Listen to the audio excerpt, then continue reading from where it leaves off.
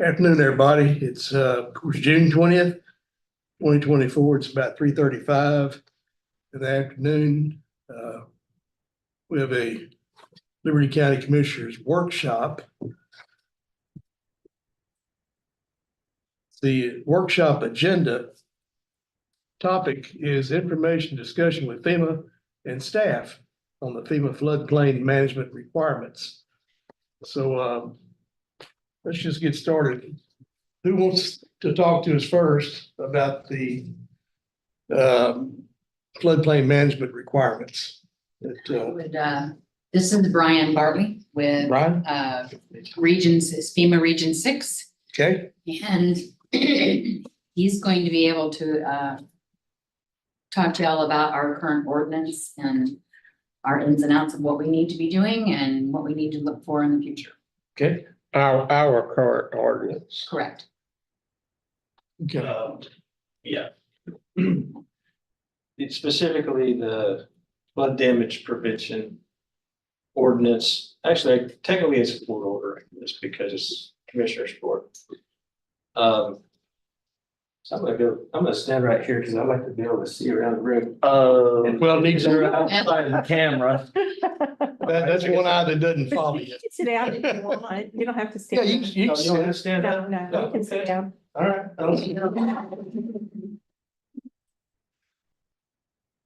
So,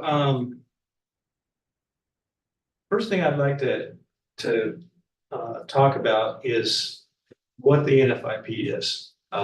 It's called the National Flood Insurance Program. But if you go and you look at the law that created it, which is the National Flood Insurance Act of 1968. And the section of the US Code where you find it. What it says, the purpose of the program is a national flood risk reduction program.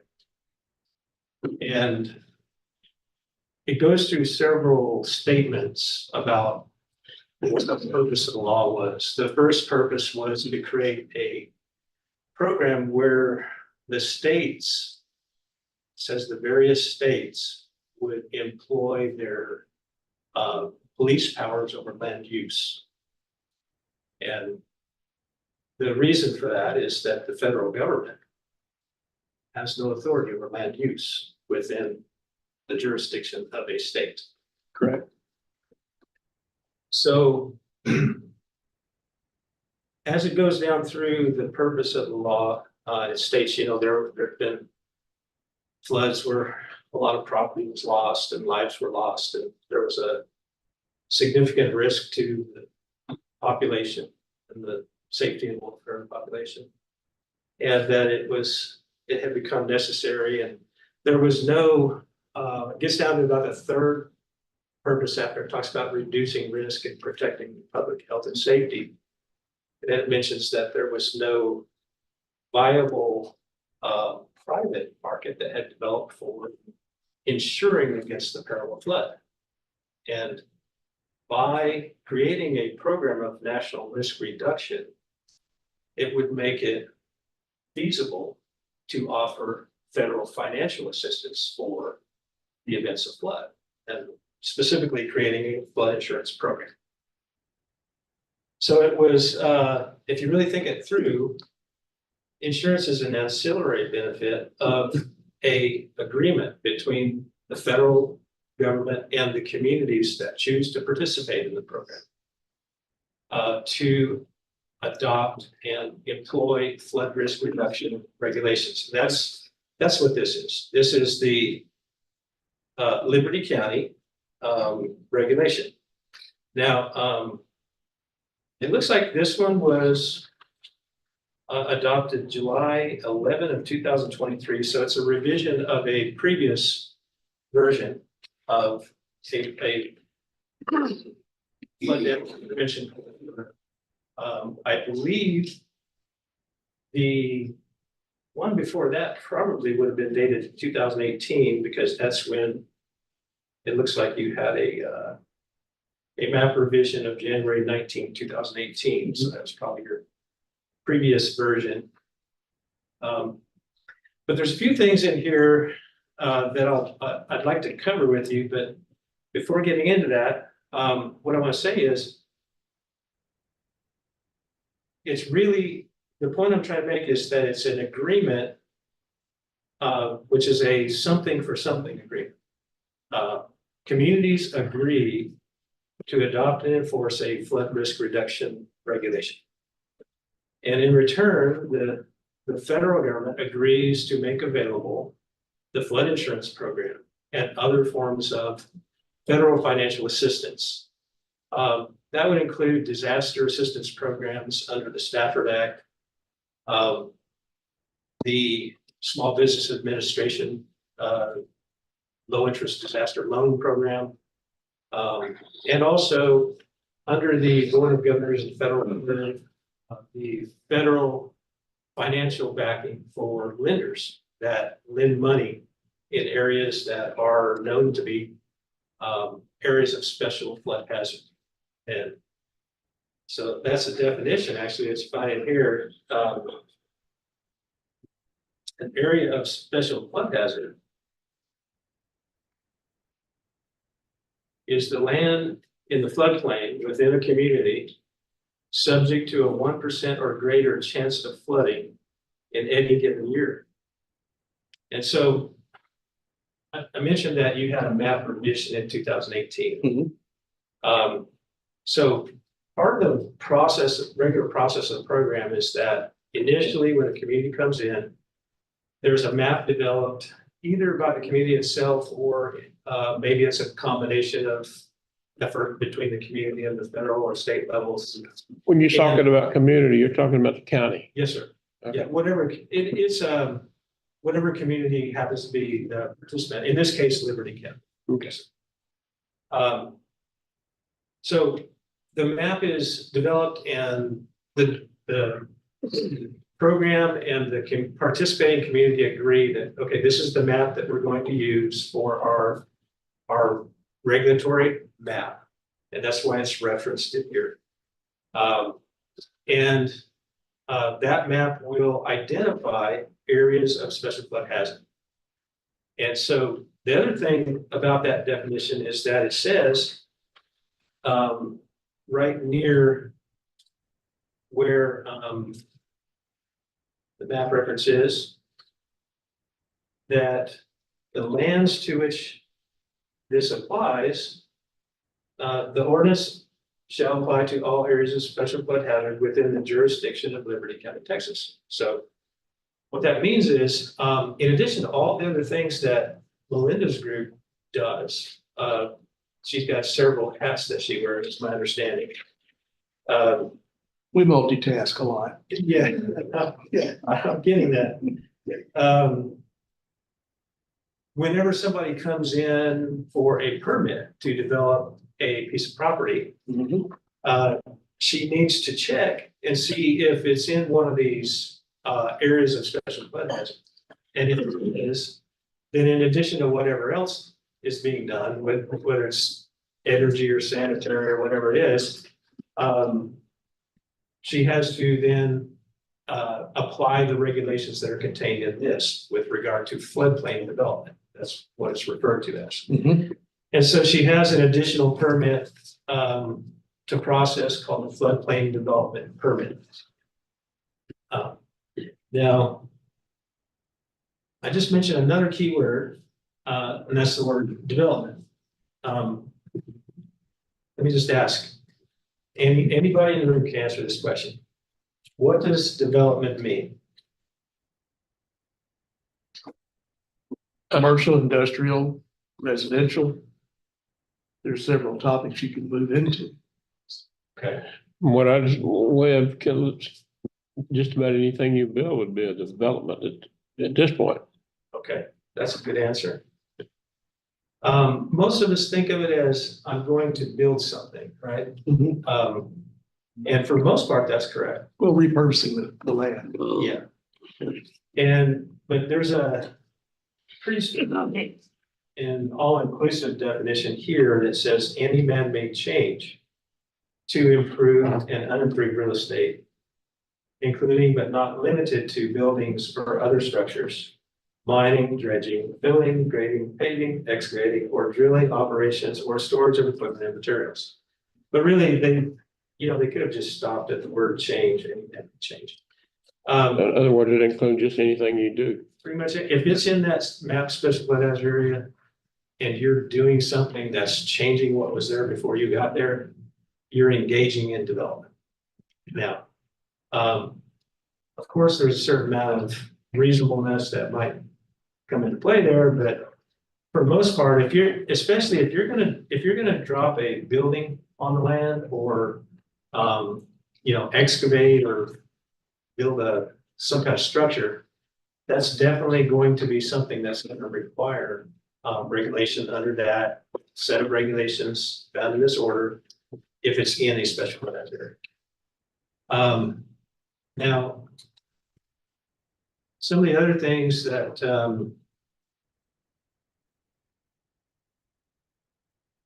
are key to understanding how the program works. There's a definition of existing construction found in here. It says, means for the purposes of determining grade structures for which start of construction commenced before effective date of the most recent firm, that's that map, or before January 1, 1975.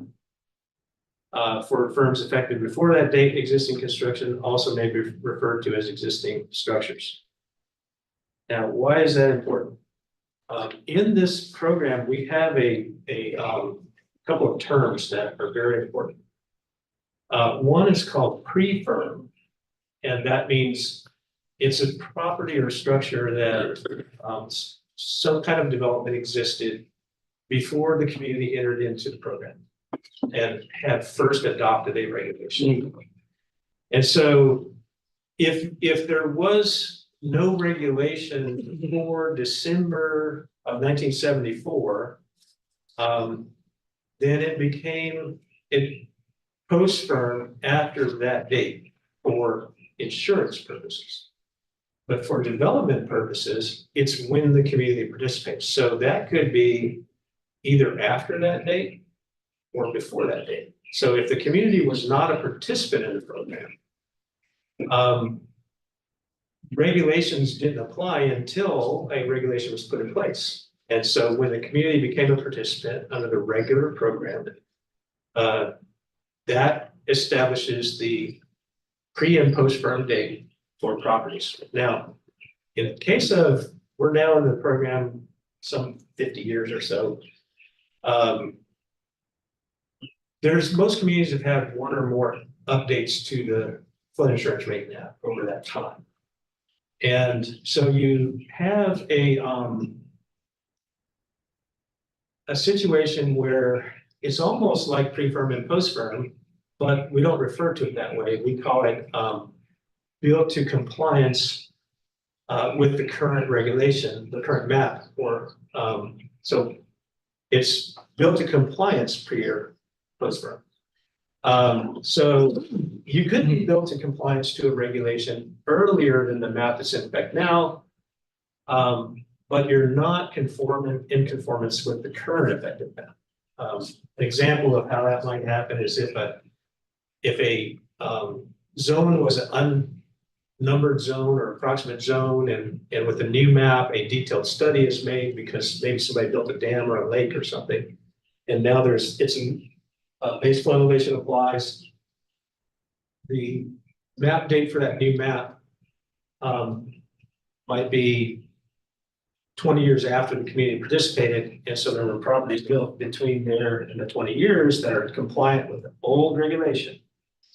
They would remain compliant until such time that they're either substantially damaged or substantially improved. So that leads me to the next two definitions. Okay. So pre and post firm, substantially damaged, substantially improved are key terms because by the time the program came into play, so substantial damage means damage of any origin sustained by a structure or by the cost of restoring structure to its prior condition would equal or exceed 50% of market value of the structure before the damage occurred. Substantial improvement is like it. Means any reconstruction or rehabilitation of, or other improvement of a structure, cost of which equals or exceeds 50% of the market value of the structure before the start of construction. Now, I apologize, I broke my reading glasses like 15 minutes before coming over here. So I'm having to. They're similar, but there's a little important difference between the two. And that difference is with regard to substantial damage, what they're looking at is what does it take to restore this, what was exactly what was there before. So I'm talking about if this room were flooded and we're trying to figure out if it's substantially damaged or not, you might want to build it back differently. But Melinda would still have to determine what it would take to reduplicate what was here. That exact cost, as close as we can get to it. And now that may very well not be what happens. But the reason she has to do that is because this next part says, this term includes structures which have incurred substantial damage regardless of actual work performed. So what that means is we might build something different. We might build an alternate project even, you know, at a different building altogether. But to make the requirement of the regulation to make that determination, which has to be done before a permit can be issued. That's what she has to figure out is what would it take to duplicate that exact building. Now, let's just say that that turns out to be 45%. So it's not substantially damaged, but then 45% of what it cost to build it originally or now? To replace it. Market to- value. To duplicate what was there before and all that, it's another important thing. The market value is measured for substantial damage of whatever the building was worth in its original condition before the damage. So you have to determine the Okay. market value. You have to determine the cost to duplicate that existing structure. And then compare the two. And let's just say that comparison comes up to 45%. So I'm not substantially damaged. And so Melinda's ready to issue me a permit. But then I say, well, you know, I've always been talking about adding on this other room and so forth, and I want to make some changes. And so at that point, she has to switch to another determination. And that's the substantial improvement determination. So I wasn't substantially damaged, so I didn't trigger a substantial improvement that way, but by adding on to my structure, now I add an additional 10% of value to what the current value of the structure is worth. In addition to the 45% I was already going to do, so now I'm over the 50% for substantial improvement. And so I have to bring it up to the current regulation level at that point because of substantial improvement. So one of the two of those definitions may apply, and in some cases, both may apply. But Depending if on you the stayed at the situation. 45% of the original structure and rebuilt, you would not have to adhere to the new permanent. But if you Because I changed. paid the did the 45% and then you added 10% more just on a closet, then you are and required to have a new permit. That's true, yeah. Bring it. Again, bring it up to code. And there's actually a section in here that deals with how long is a permit period and, you know, how long does it apply for and so forth. It's defined in the ordinance. So, you know, it might be that if enough time elapsed, if maybe a couple of years went by and then I decided to make changes, I would be okay. But if I do all that within a certain period of time, I'm going to need to bring it up. So basically the clause of grandfather, you're grandfathered in. If you don't exceed that 50%, or if you don't go to that 50%, everything stays the same. No new permits or a new permit, but you don't have to bring it up to the new codes. Well, you're not wrong, but grandfather is not the right word for that. It's actually just has to do with the permit closeout. In other words, I closed out that. And I'm not intentionally evading, it's just, I decide sometime later I'm gonna change something. And that was just it was just a decision that I made a couple years later. It's, unless you have it written in your ordinance to catch that, it's not going to. If I complete my recovery of the building and it was 45%, I close that permit out. That's finished, that's over with, that permit's closed. I am in conformance with the regulation and it's fine, it's compliant. So the reason I have been covering all that is, the other thing about these regulations is that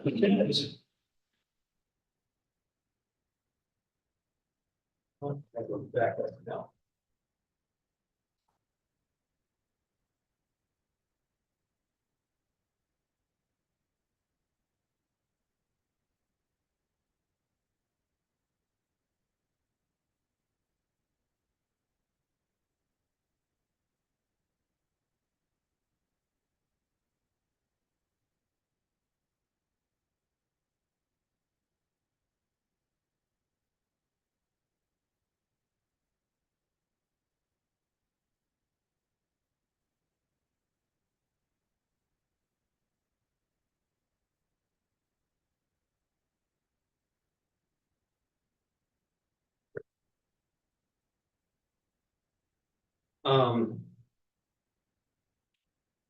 In section Article 3, which starts out with the map, it does a couple of things. It establishes a thing called a development permit. And it says, now some of these regulations say floodplain development permit, but I noticed in yours, it simply says development permit. And it's, I think it has to do with how the procedures are designed for that department. Because one of the first things Melinda did when I walked in is handed me a sheet that she uses when somebody comes in and asks for a permit to develop. And one of the things she does there is she determines whether or not they're in the special flood hazard area.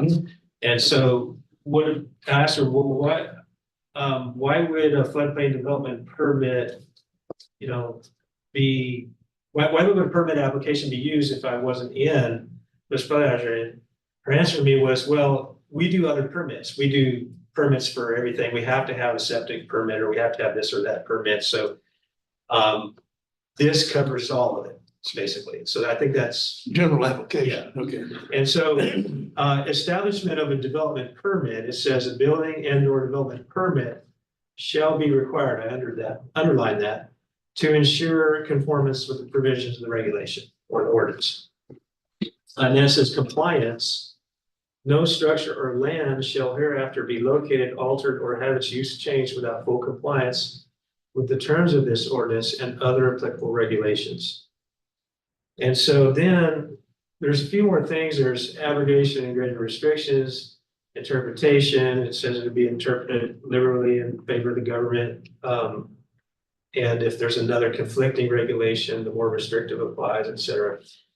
And then a warning and disclaimer of liability for round out Article 3. Article 4 establishes the designation of the floodplain administrator. And so that establishes the office of the floodplain administrator as being the responsible party for requiring the permit. And that brings me to kind of the big topic today. Okay. So I'm kind of giving you a framework of how this works. Communities voluntarily enter into the program so that in return, benefits of the program can be received. That's really the bottom line there. In order to do that, any development that takes place in the MAP special flood hazard areas has to meet the minimum regulations of the National Flood Insurance Program. Now, your ordinance or order happens to have some higher standards in it, which I think are great. And I think they're appropriate for where you are. you do face the risk here.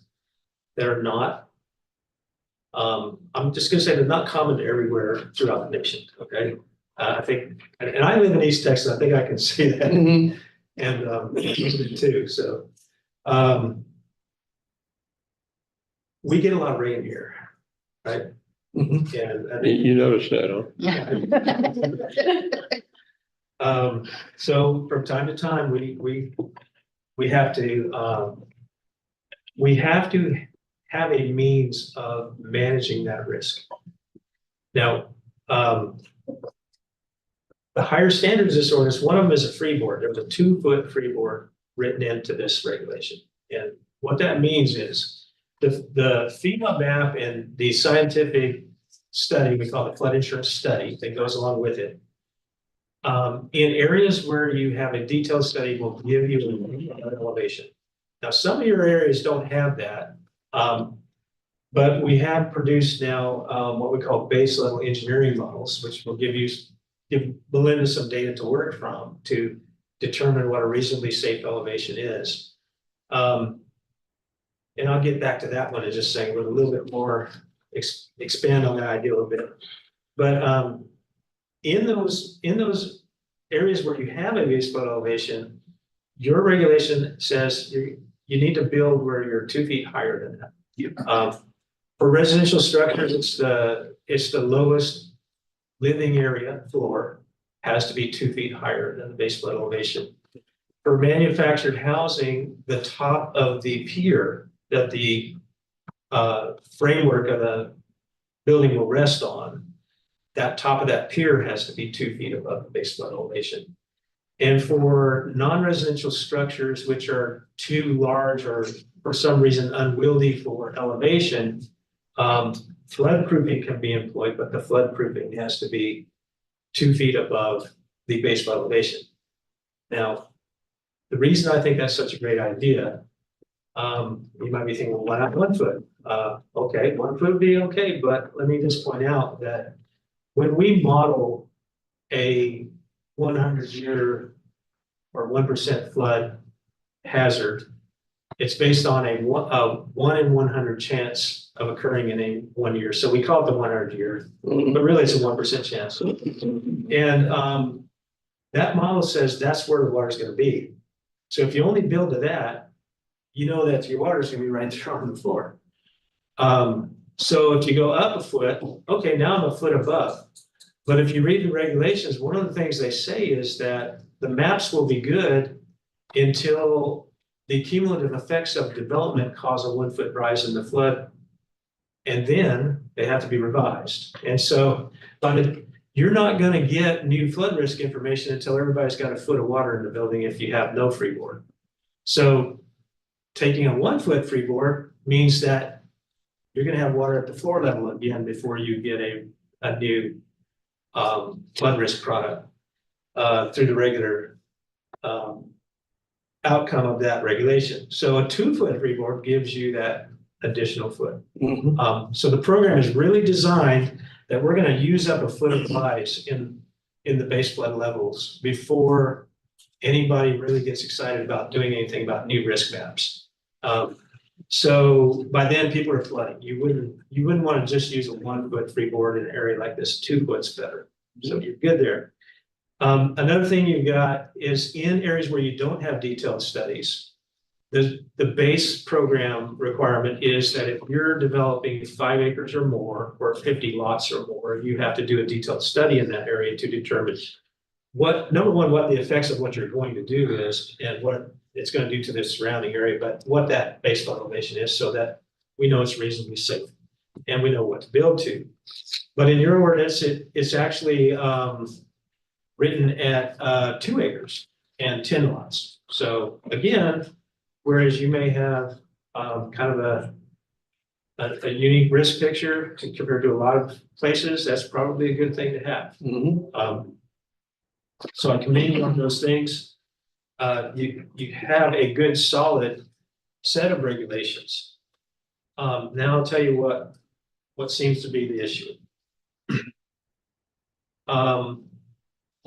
When FEMA started a community assistance contact back in 2020. Which was to follow up on Hurricane Harvey.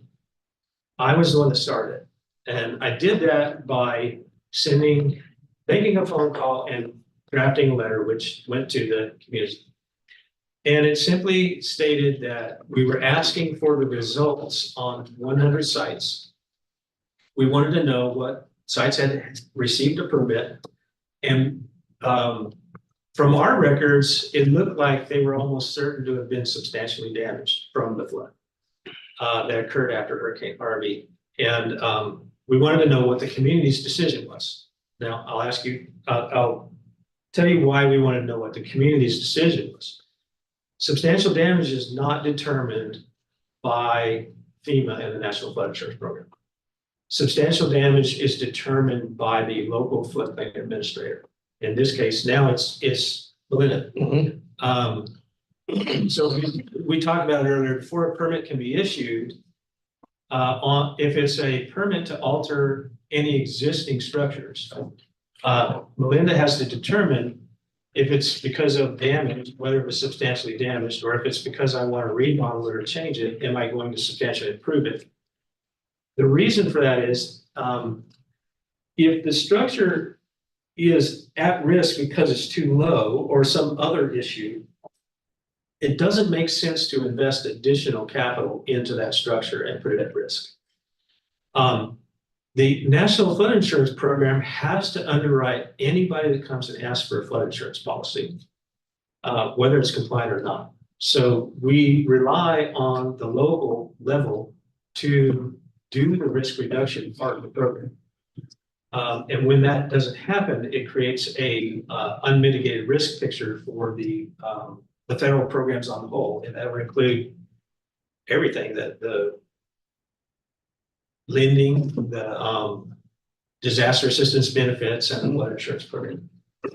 So we, from time to time, make inquiry to make sure that the program seems to be functioning well, and we do that through records. And that brings me to a floodplain administrator's duty, stated in here. There's a section B under Article 4 called the duties and responsibilities of the floodplain administrator.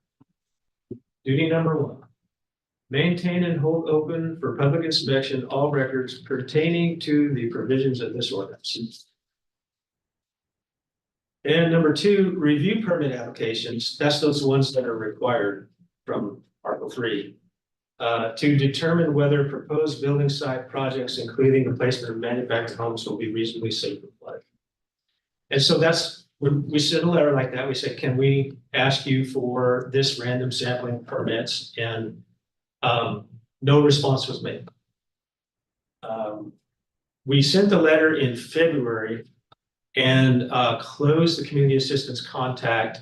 I think it was late June of that same year.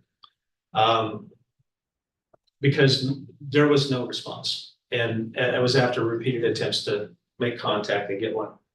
And so I closed it and recommended that the community be scheduled for a community assistance visit.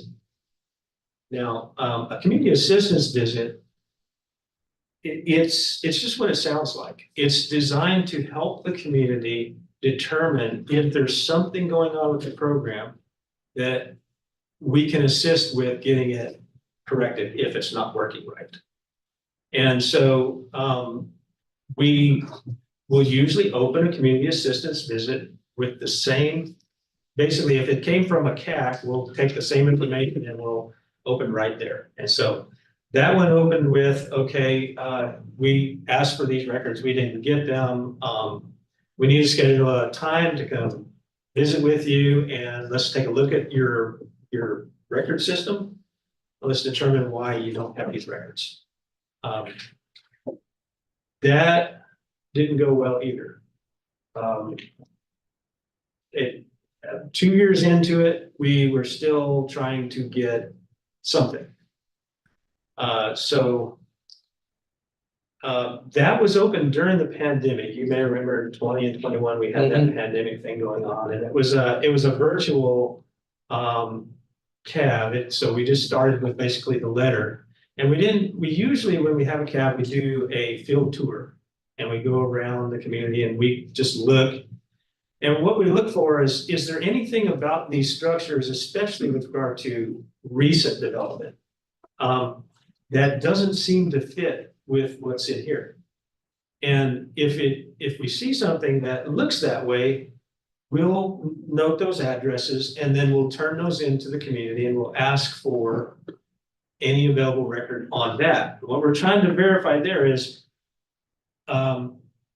does the community have a permitting program?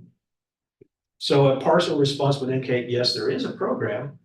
But if there's still problems, there might be deficiencies that we can help resolve the deficiencies. But again, we didn't get a response. And so, because the pandemic eventually ended and the CAB was still ongoing, and sometime in 2023, early 2023, and it wasn't my task. There were two other employees that were tasked with doing that CAB. The decision was made by the leadership of the region to do a field tour because there was still no response on the original record question. And what that caused, as far as from perspective of leadership of the region, is, well, there must be some reason why there's no response. Do they require permits at all? You know, what's really happening? Let's go see what it looks like on the ground. So they did the field tour, and during the field tour, there was a number of sites identified in areas of especially high risk called regulatory floodways. And these sites were recent construction. They were, well, I think everything that was inquired on was development had occurred since 2017, August 17th, hardly time.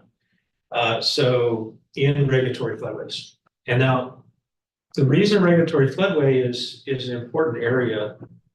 There's actually a definition in here about it, but I'm just going to give you the Brian Bartley version of it. It's an area of the special flood hazard area that's like the middle where the flow is higher. It's the part that's needed to drain the area. Okay, and if you start obstructing that floodway, it doesn't take much, and you're going to be causing flooding in areas over on the sides that it wouldn't have occurred otherwise. So you're increasing your risk if you develop in the floodway without following the procedures. Now, you can develop there, but there's some things you don't want to do. One thing is you don't want to add fill in the regulatory floodway. If you add fill, you displace and deflect the flow. If you do that, because maybe the development is so important to the community that the community decides, well, we want to do this. It's just so important that we have this particular facility here. Then you need to do something to compensate for that effect. And it's called a no rise, no impact analysis. That's what's typically referred to as. And so that becomes a part of that permitting procedure. Other than just the elevation, now you also need to know that whatever you're doing isn't going to cause rise in your flood hazard area, and it's not going to impact surrounding areas negatively. That generally requires an engineer to certify it. So it's not impossible to develop there, but you do need to pay attention to what you're doing because you can make things much worse if you don't develop responsibly there. And so I want to say it was around May of 23, a letter was sent to the community about that floodplain tour. And these additional sites were on this new letter. And again, there was no response on most of it there. And what I'm told in talking with Linda is that there are not adequate records to make a response. Now then, fast forward, now we're having a current event.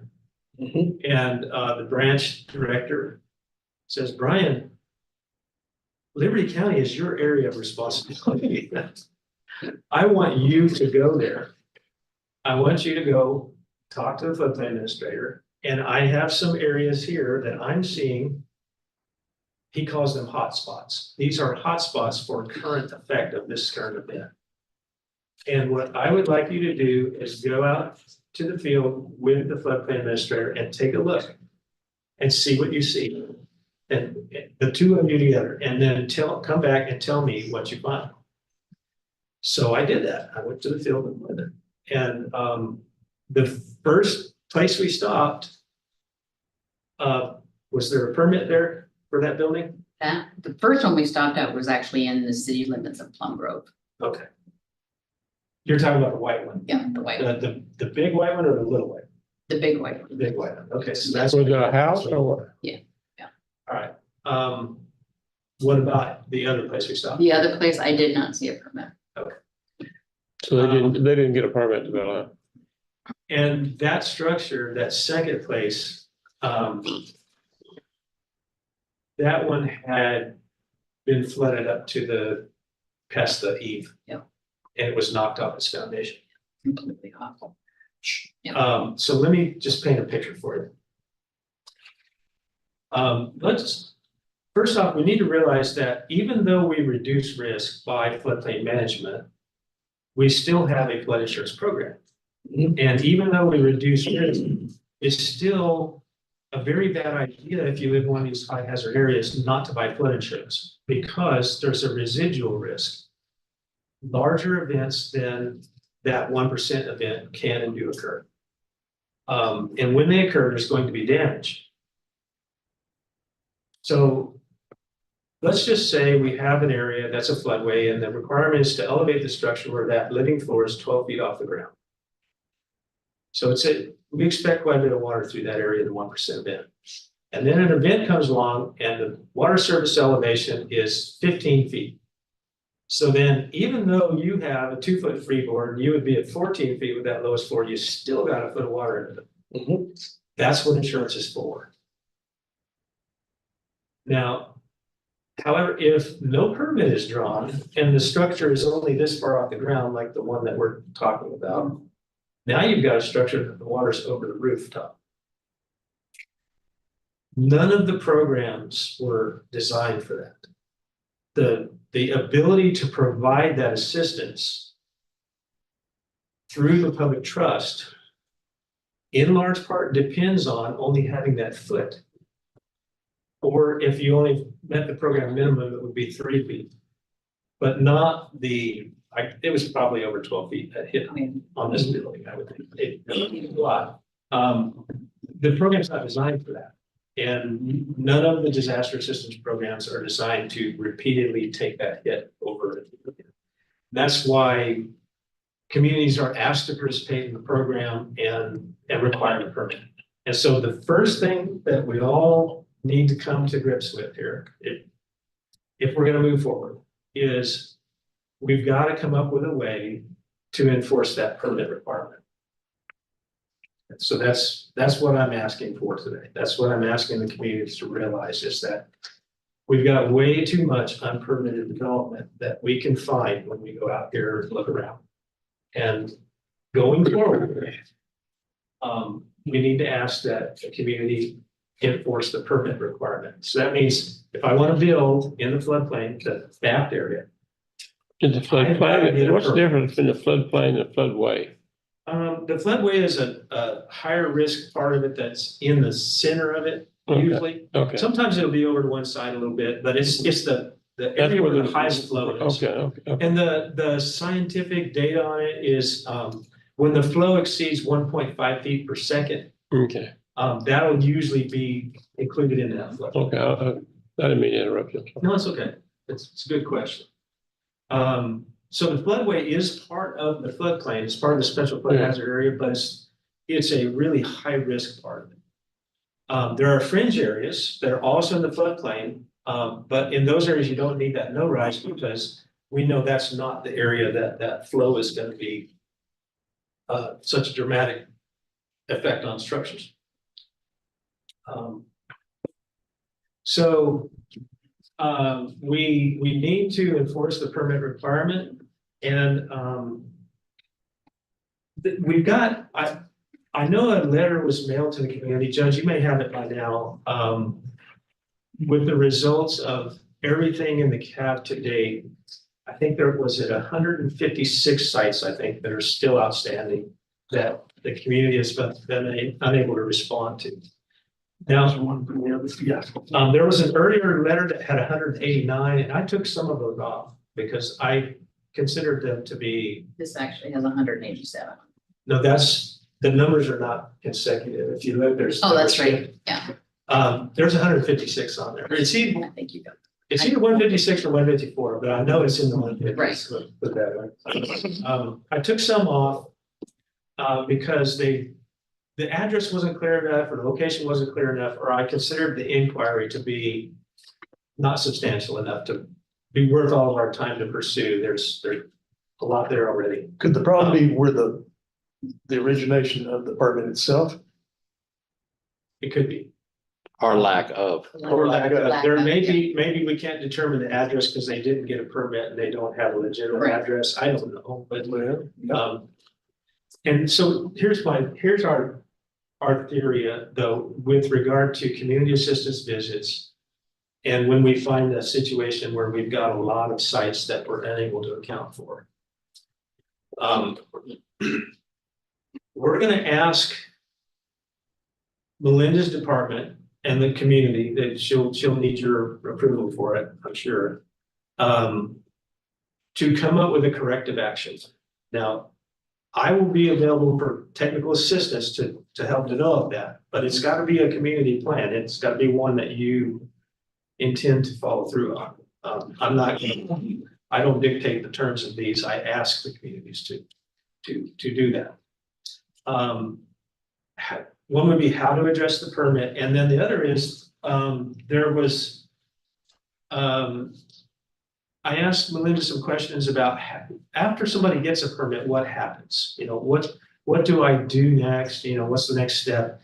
And one of the things I realized is that these come from a course that we teach with floodplain administrators. I instruct these courses 3 or 4 times a year. We call it the 273 course, Managing the Floodplain through the National Flood Insurance Program.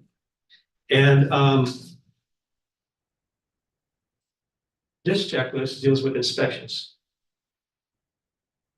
It became apparent to me in talking with Melinda about these checklists, these are basically steps of review. And this is designed as a community can literally take these and use these and make them their system.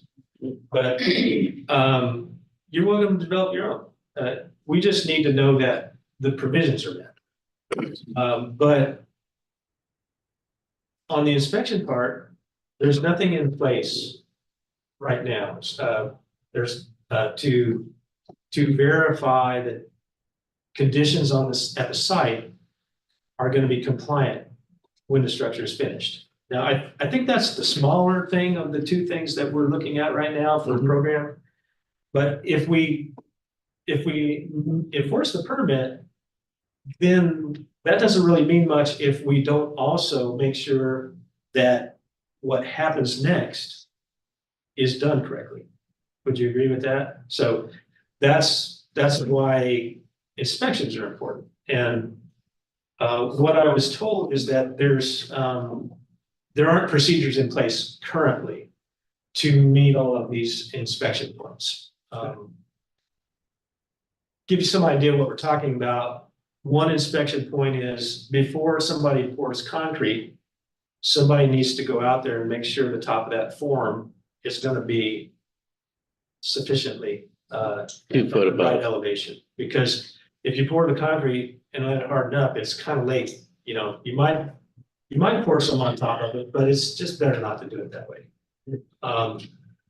So we call that the open form elevation. And so what the inspector does is they go out, they talk to the concrete people at the job, and they say, how did you bring your elevation in, you know, and verify that it was done correctly, and that whatever, if they put a spike in a pole or whatever, that Yeah. they got there in the right method and. Pretty hard to do if you don't have a permit.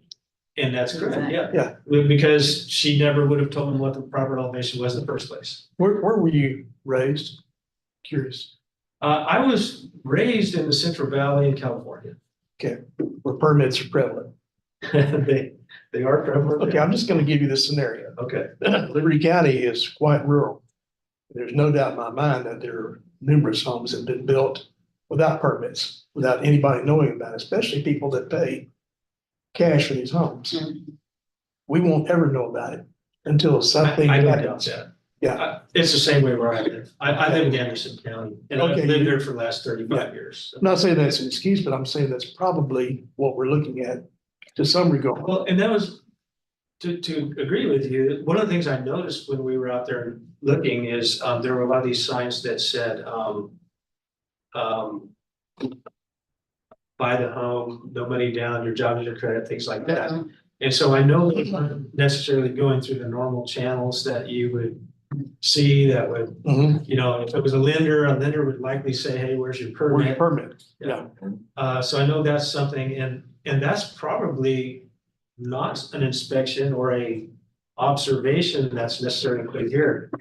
And Belinda and I kind of talked about that. We might not know about a location until somebody from the public calls the sheriff's department Yes, for some reason. yes. Yeah. You bring up an interesting point. Mhm. I'll read it to you. Okay.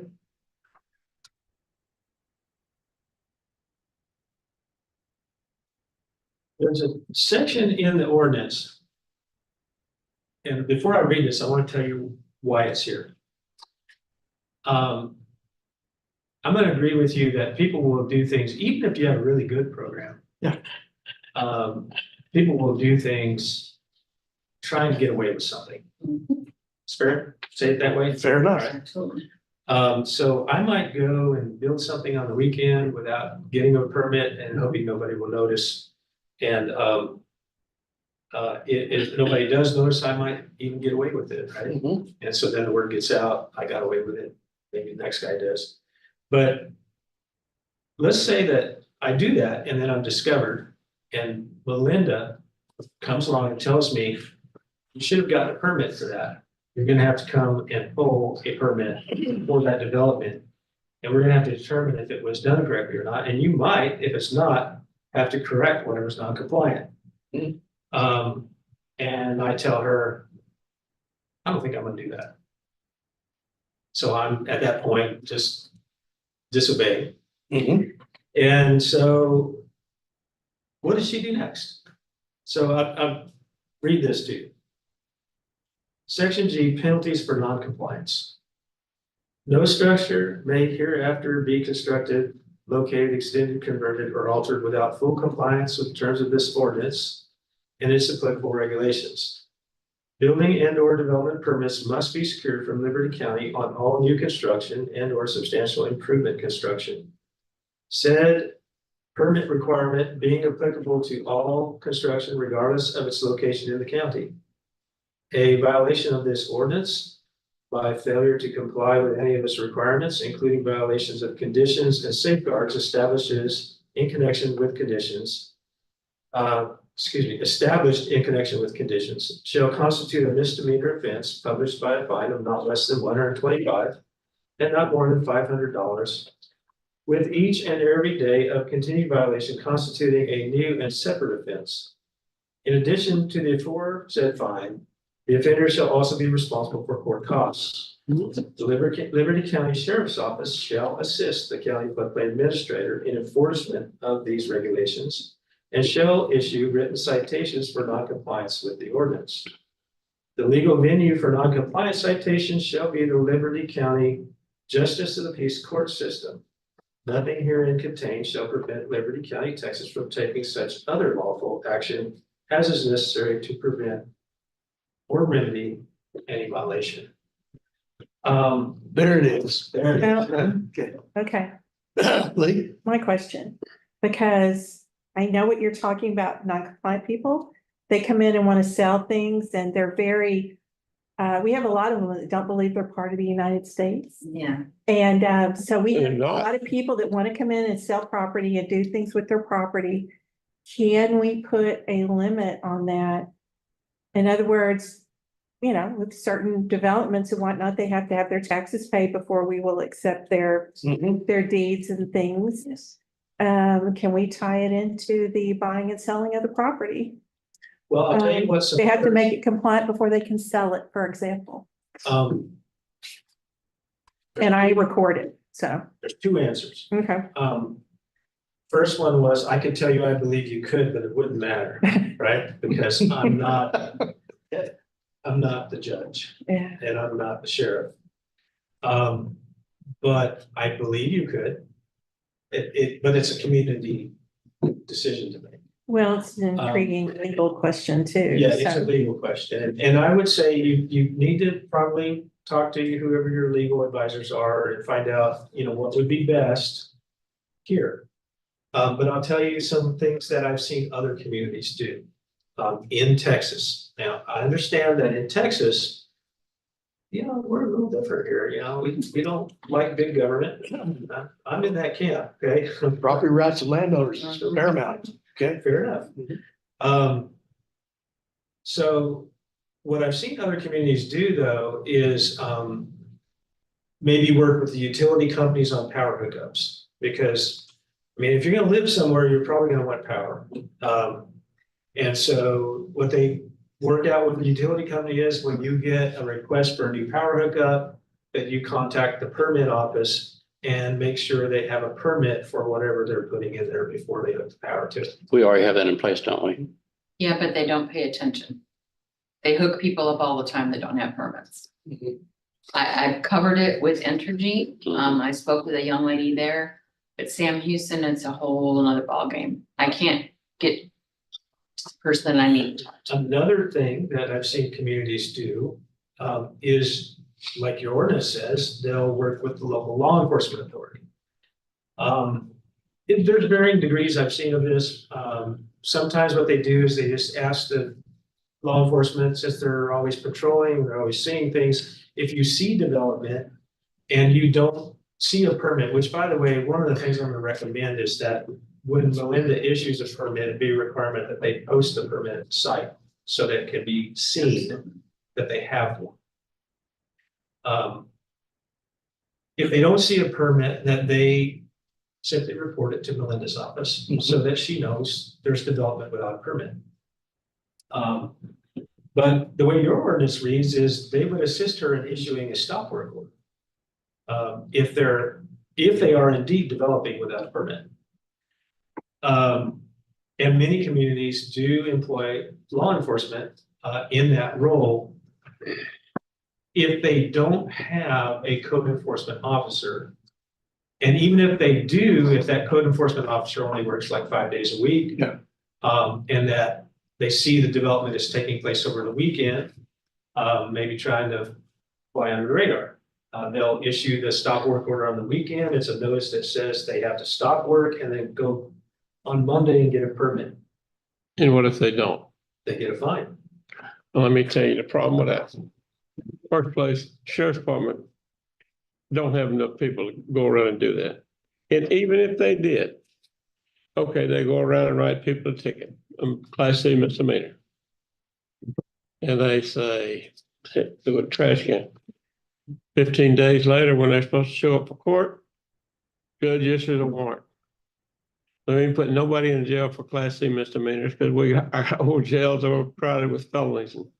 So you just brought me right to where she left me off. Yeah, I'm a sheriff. That's No, the I know, actual problem. I know. Because they have the same thing with traffic tickets and other things too. When they stop somebody and run, they get a Class C. And So warrant on them. Here's the way that I've seen, I was gonna say, there is another entity that goes out and it's the appraisal people. Yeah, They Yeah. are. again, they need a permit. Yeah. I'm coming to those folks. here. Okay, I'm sorry. Yeah, there's a bunch of us out there. Yeah. So to your point, I'm agreeing with you. Yeah. I know that happens. Yeah. And that's why this has some steps you walk through, and they're gonna do that. I don't care about that. I'm not- And I'm not criticizing the law enforcement or anything like this, because that's just the way things are. There's two things that I've seen communities do. One is, FEMA has a provision of the, Code of Federal Regulations that is responsible for called Section 1316. It's under 44 CFR Part 73. Which says basically that if the community does everything it agreed to do to try to enforce the regulation, and somebody is just disregardful and wantonly violates the regulations anyway, the community can document their effort to do the enforcement. And then submit that to FEMA, and that comes to me. As a request for a 1316 action. What happens when a 1316 is approved is the property is considered a non-conforming, non-compliant property. Now, what counties in Texas have done with that is they file what's called a certificate of non-compliance with the county clerk's office. And so that to address what was said over here, it becomes an imperfection to the title, and if they try to sell it to somebody unsuspectingly, it's discovered in the title search, if, of course, the sale is, done through usual methods. If it's one of those, Now, that way you could your enforce. job is your credit deals, it might not get discovered there. Right. But, if it goes through a normal financing and title process, it's going to be an imperfection to the title Mhm. that would be discovered. But the 1316 itself is filed with the Bureau and Statistical Agent of the National Flood Insurance Administrator, the FIA. And what that does is it makes that property ineligible for flood insurance through the National Flood Insurance Program. It makes them ineligible for disaster assistance through the FEMA Individual Assistance Program for anything to do with structural repairs. Now, they can still get displacement, they can still be rescued off the roof if they're in trouble, and, humanitarian stuff. They can get some of their personal property, so they don't go away without clothes on their back, but they're not going to get, since they built a non-compliant structure and did so intentionally, they're not going to get financial assistance to rebuild it. Yeah. Unless they want to then comply. Now, they can comply and all that stuff, gets reversed if they can demonstrate compliance, but And this only applies to areas that's in the floodplain. yes, sir, that's correct. And floodway. It's the floodplain Yes. is regulatory zone, the floodway is a higher Yeah, requirement, so regulatory. this applies just to floodway or the floodplain? The whole. The whole thing. The special flood hazard area. Now, let me work with terms a little bit here. Really, if you get right down to it, you've got areas of this county that are floodplain all the way from one creek to the river, everything in between. That's just what I was thinking to ask. Yeah, How, but what- they're not special flood hazard area. There's areas of low to moderate risk in between. But they're floodplain by virtue of there's no hill in between that's of sufficient height to cause them to not be considered a plain. yeah, So the term is a little bit different. Floodplain simply means anywhere that's a plain where it can be inundated. Whereas special flood hazard area is the highest risk area of the floodplain. And then the floodway is what's called evacuation route within the special flood hazard area for the 1% flood. It's the flow area. but the more development you get, the more that affects the floodway. Well, if you don't do it correctly, you will. Yeah, you'll increase your flood height in the flood stage. I mean, even if you do it And correctly, the footprint of it, if you develop with too much fill in the floodway, if you put too many obstructions in the floodway, you're gonna push that water somewhere. whether you have any instruction or not, when you take undeveloped land out there, pasture or timberland, when you put concrete roads where water runs off faster, you're gonna affect the floodway. I'm glad you said that, because a lot of people disagree with me when I say that. That's why we have the developments do the H&H studies. Mhm. You're correct. You're absolutely correct.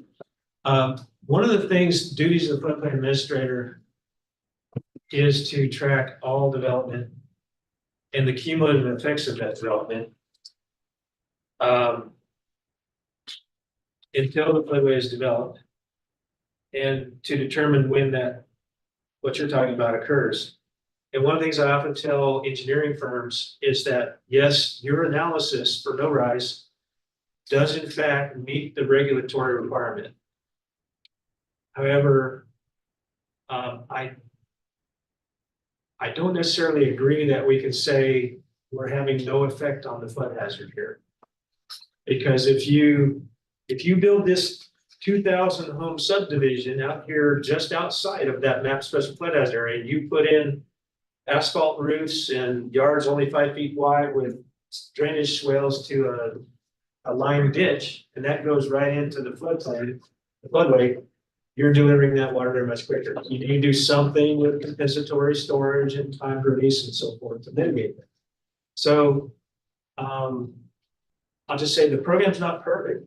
There's nothing in our world that really is, but it's better than just letting everything go without. During the Harvey incident where FEMA come in and bought out houses and certain subdivisions.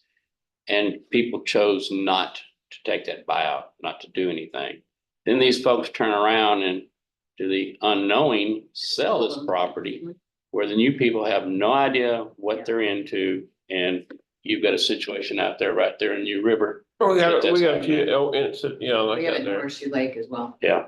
We've got no road I in mean, there. it does FEMA come in? Do they condemn all the rest of the ones that even though they chose not to? Okay, Glad you said that.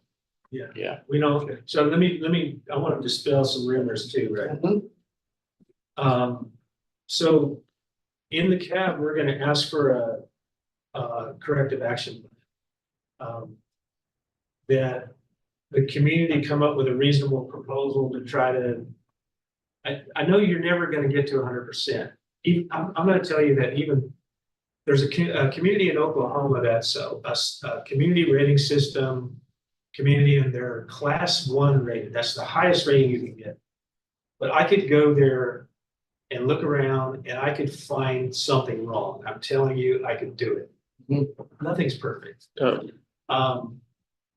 So what we are asking for is a corrective action plan to try to mitigate what we're seeing, which is a large number of unpermitted development. And it's going to take some community outreach, I think, some messaging that, hey, you need a permit to build here in this flood hazard area.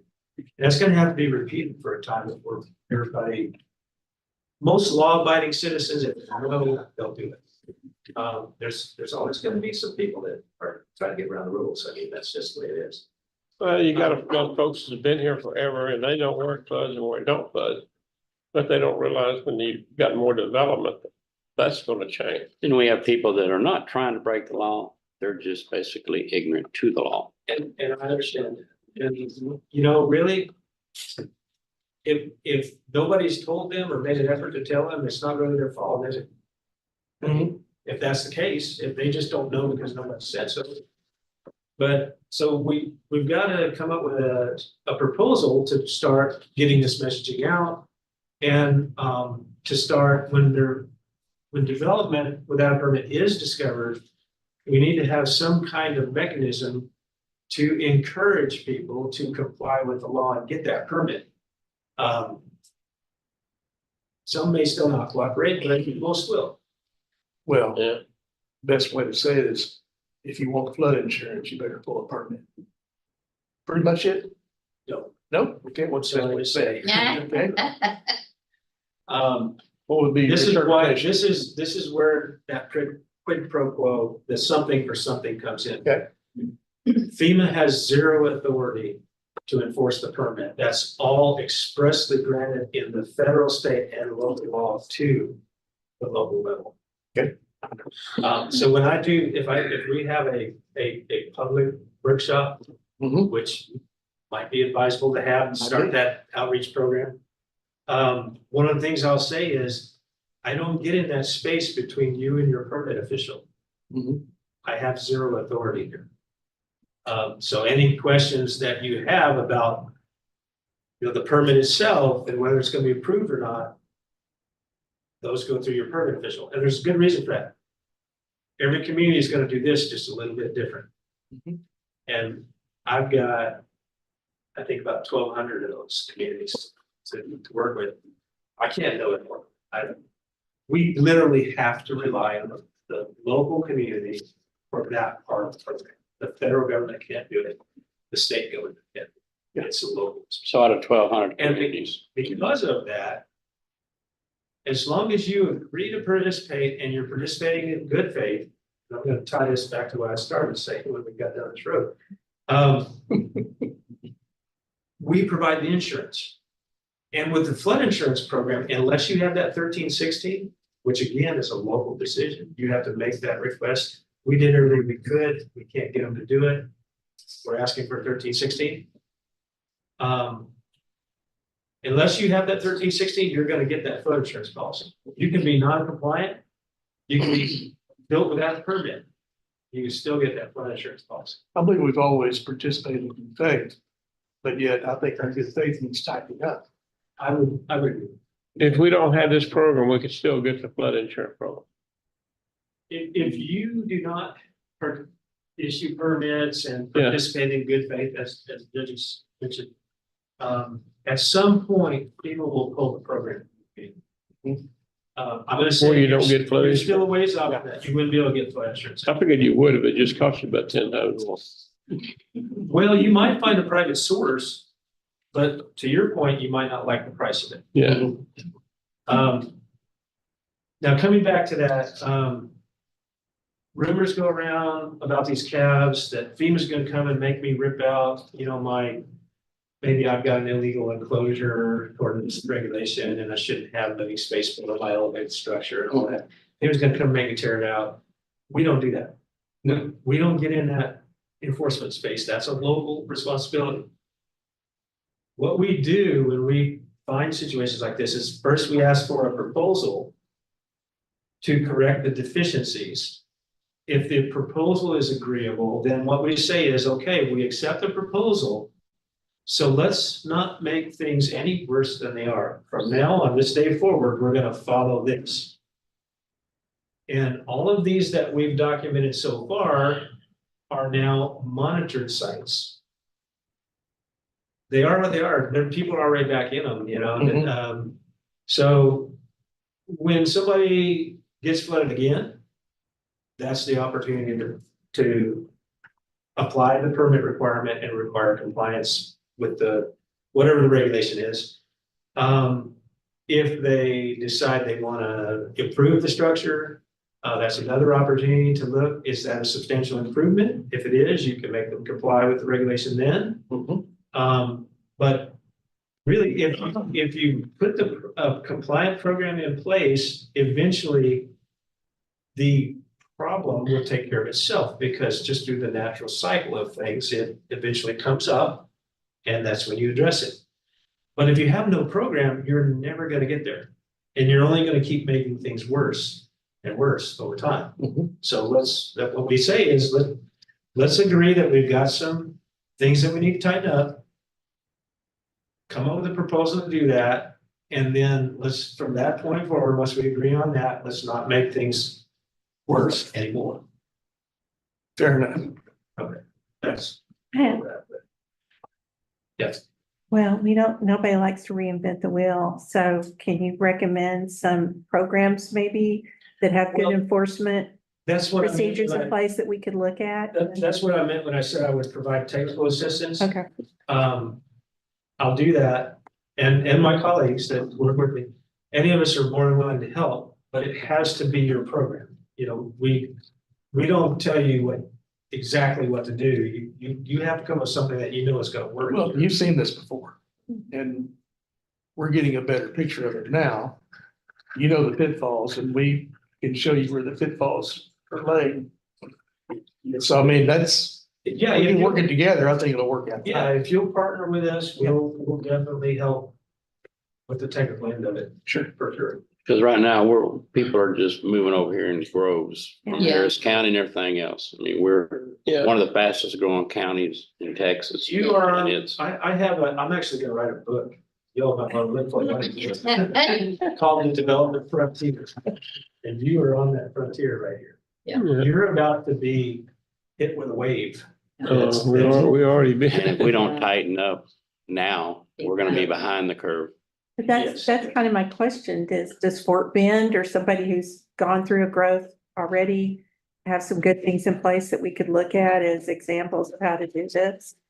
Or Who else? Well, yeah, Missouri or- I actually have an offer of technical assistance from a neighboring floodplain administrator to help Belinda, because, sometimes two local administrators talking can understand something that I can't get across. Mhm. We definitely are able to network that way. Our engineering company, would they be assistants in? Well, I happen to Development. know some folks over there. I'm not allowed to endorse private enterprises. No, I'm not, I ain't But I'm calling any telling names, you, but yes, they can. Yeah. They're good folks as far as I know. Yeah. yeah. I mean, I wouldn't, being specific, I would, our engineering company that we decide on, I'm just wondering, Absolutely. The answer is yes. have we put too many hats on this lady right here? And by giving her more assistance in the permitting department and the enforcement department and this flood, what she's dealing with now, that's overwhelming her. Maybe we need to look in that direction there. I agree. Increasing and taking some more burden off of you. Well, I was gonna suggest that you probably need to put someone in her group that can do the inspection parts of this. Yeah, more and, inspectors. maybe Yeah. deputize that person so that they have some authority to. Yeah, because enforce you it. don't have anybody with authority over there, do you? No, No, well, nobody with TCO certification. do not. we're gonna be behind the curve for the next 10 years. That's the way this county I know, runs. but I mean, we've got to start somewhere. As far as We- jail facilities, everything. It will take time. We understand it's not something that's gonna happen in a week or even a month. It's gonna probably take a few years to get in a really good position with your program. But one thing I tell you for sure, is what he just said, if you never start, you're never gonna get there. Mhm. Yeah, Okay. Do y'all have any questions about how the NFIP works at this point? I mean, in No. general? You painted a pretty good Picasso. Okay. Yeah. I'll tell you what I see the road ahead probably looks like. I'll work with Belinda on developing a proposal which, the governing body and jurisdiction will need to endorse to give backing to it.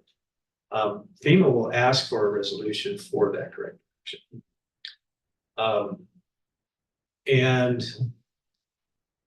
that's gonna entail probably some additional, that we discussed, maybe somebody that does inspection, maybe some interdepartmental cooperation that I think, again, the governing body of the jurisdiction might be able to help with that part. Whereas if Belinda just goes by herself and tries to do that end of it, it may not come out so well. She needs support. What FEMA will do is upon accepting that proposal, we will close that cab, which has now been open since 2020. Now, I just tell you, cabs normally happen on a 5-year cycle. But like you guys, we are wearing a lot of hats and our budgets are stretched thin and we don't always keep to that 5-year cycle. But where we know we've got a community that struggled with something, we will set a follow-up reminder in our system that'll tell me to come back and check with Melinda what, you know, for progress. There's no set numbers or anything that are expected. It's just, you know, tell me what's happening. Has anything presented a specific difficulty that we can help with? How many of these sites that we had in this inventory back here that we couldn't verify compliance on, can we eliminate from that list? You know, that kind of thing. And it's just a periodic checkup to make sure that things are continuing to improve and work properly. Since you didn't get any replies since 2020, you're here now to see if your words are falling on deaf ears. Yes, sir. That's the mission I was given Yes, when I was sent here. well received. So I'd like to go back to the region with a report that says I think they're willing to partner with us and develop a plan. I'll just tell you that if I go back with a bad report, things get much worse from here, from the standpoint of that relationship between thieves and the community. And it'll be every bit as painful for me as it is for you, because it is my area of responsibility. It reflects badly on me. So I'm in this with you. Yeah. I want the top of it. People don't like to be told what they can and can't do with their land. Yeah, I don't either. I get that a lot when I'm talking to.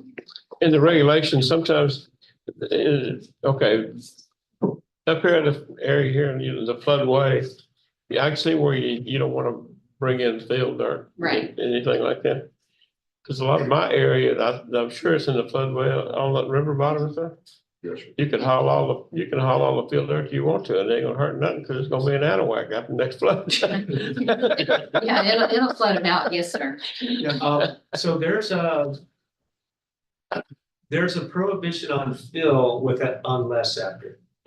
What it says is, unless you properly engineer it and provide compensatory mitigative actions. So in other words, I'm blocking the flow here. I've got to provide a place for this to go that's not going to cause a rise in the flood elevation stage, and it's not going to affect any existing structures. As long as you can do that, you could get a no rise, no adverse impact analysis. You're going to need an engineer for that. So it's not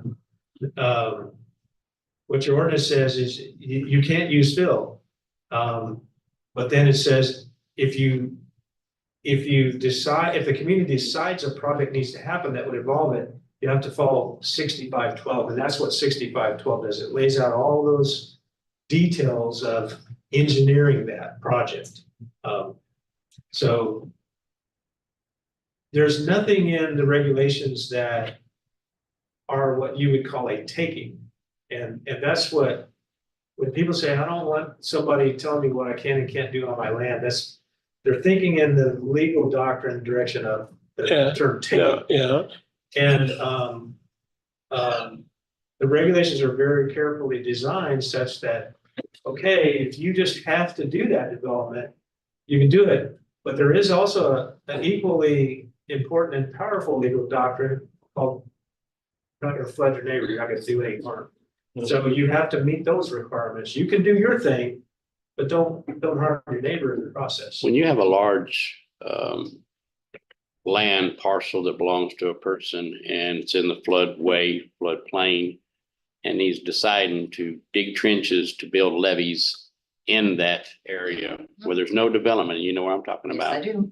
I've even tried to reach out to the Corps of Engineers to see if we could do anything, and basically reached out to Douglas also, that he is in my view, affecting the flow and causing flooding of his neighbors. Where He's does it, actually building levees on Yes. his own property. Yes. And blocking the Yes. natural flow of water.